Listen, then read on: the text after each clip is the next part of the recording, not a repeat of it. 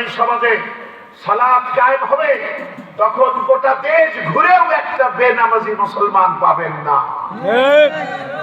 সালাত কায়েম করবে তারা, আর যাকাত আদায় করবে।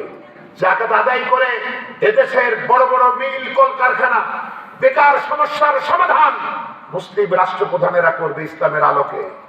আর হাত পাতার লোক পাবেন না, সবাই হবে কুকুর হাত, সবাই দেবে, কিন্তু দেওয়ার মতো লোকও কয়েক বছর পর নেবে এমন লোক পাবেন না।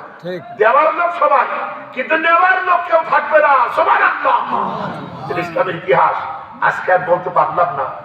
আবার দেখুন, এরপরে ওই পুরানো দুটি কাল আছে, সৎ কাজের আদেশ, অসৎ কাজের প্রতিরোধ।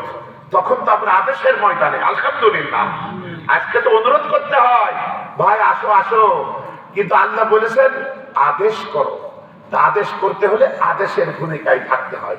বন্ধুগণ, তখন কষ্ট করে এইভাবে ঠান্ডার ভিতরে তাফসীর মাহফিল শুনতে হবে না। তখন টেলিভিশন ঘুরালেই